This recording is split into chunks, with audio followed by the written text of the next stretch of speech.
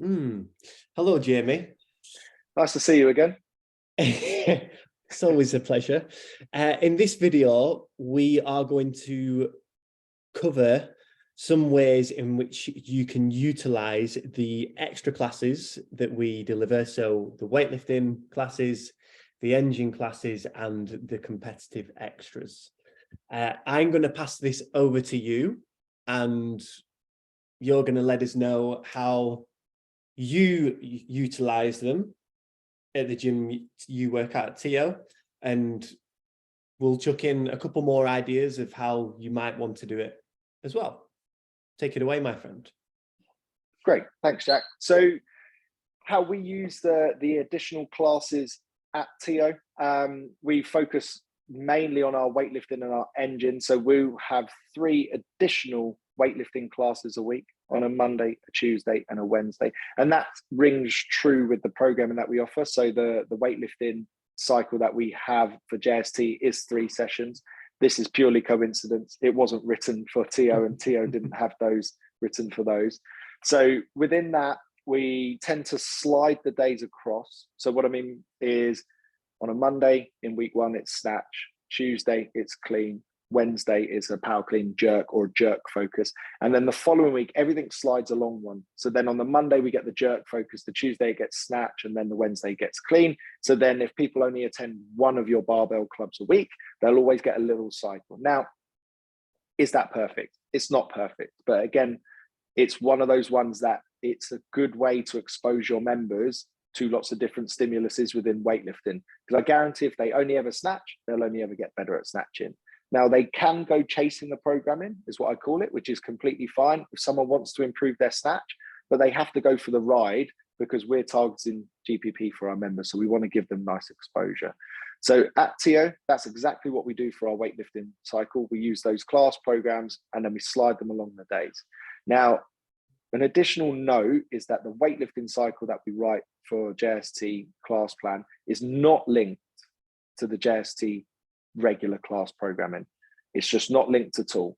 Reason being, it's too difficult to marry up those two within a cycle within the year and things like that. So we'll end up picking a specific area for weightlifting, run it for a cycle, changing the cycle from there.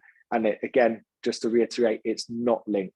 So in conversations we have with our TO members that say, for instance, there's a snatch on a Monday in the regular class programming and the weightlifting programming is a snatch, we will still leave them the same. Okay, we'll advise our members to only attend one of those classes in the day. If they want more for that day, we'll also ask them the question, are they able to RX the regular class programming? If they can do that over 90% of the time, then there's potential for them to do additional work on top, which for that day possibly could be the competitive extras. Okay.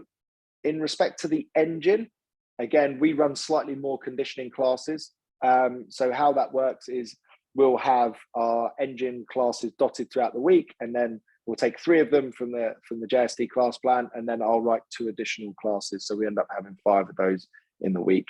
They're just dotted throughout the week. And again, some of them are linked. For instance, our Thursday CrossFit class and our Thursday conditioning class are exactly the same. They're longer, slower efforts. They're traditionally a more aerobic-y based day. We don't offer 2 different ones because what we'll tend to find is a member might try to do both, which is we shouldn't be doing 2 long, slow workouts on the same day. We want to try and encourage people to kind of get their rest, get their recovery. Competitive extras. Now, within this, we don't actively publish this.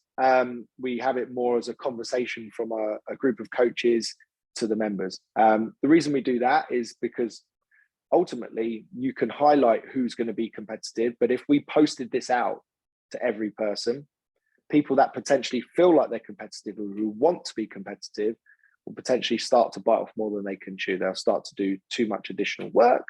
And then it goes back to the conversation of actually, could they get more out of doing a better effort in the main class for 60 minutes versus thinking, oh, I'm going to do the class, then I'm going to rest 20 minutes, then I'm going to do their additional competitive extras session, which has also got a load of extra stuff in it, which I possibly need to scale as well. So just having those conversations is hugely important in implementing this. But overall, that's how we run it at TO. I know that every gym is slightly different. So depending on how many additional classes you run, you might want to repeat a session.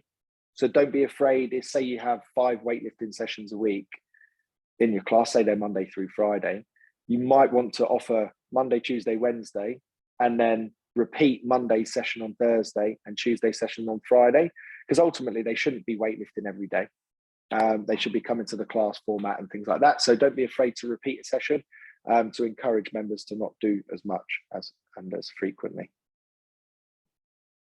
I mean, the only other perspective I can see from that is maybe a gym that wants to be a little bit more open, in the sense that they would rather their members discover themselves a little bit more and decide what they can do. Is the only other perspective I could probably see that gyms would have, in the sense that, I mean by that is that this is probably, I guess, more so for the competitive extras, is posting that as well, and members then being able to choose themselves whether or not they do that. That's the only other perspective I could see.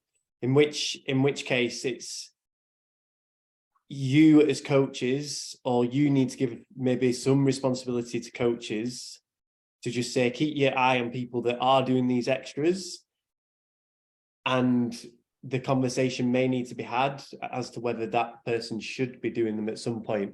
Because if they're doing something wrong, they get injured, you're losing a member, you know, potentially. So that's the only other perspective I think I could really see from what you explained there. I think a good example of that are the guys at Industry 13. I think they have a real good insight into their gym and their members, and when they like gave out, before we did this competitive extra format, there was more of like a get and access all areas format, and I thought they did a great job of kind of monitoring it. They knew who was on the program, they knew who potentially shouldn't be on it. So it's one of those things that if you're in tune, and your box owners and your head coaches and your coaches know the members, it's a lot easier a conversation. It's like, actually, like Joe Blogg's like, don't worry about doing that bar muscle up plan just yet. Like, actually have a focus on doing this. And that's where you get the best retention ever, because the members have come to you and go, what should I do next? Rather than potentially trying to outsource themselves. They're like, oh, no coach has helped me get a bar muscle up in months.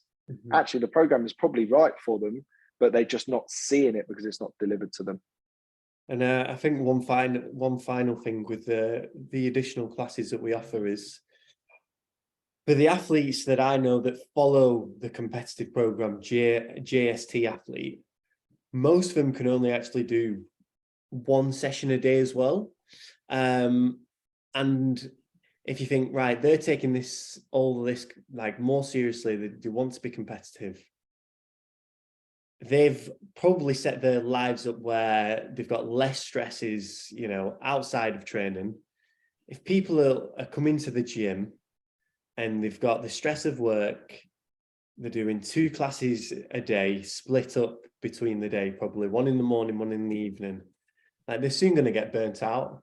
You know, these are people that have, like I say, are much more likely to have other stresses outside of the gym than people who are wanting to be competitive and take things a little bit more seriously.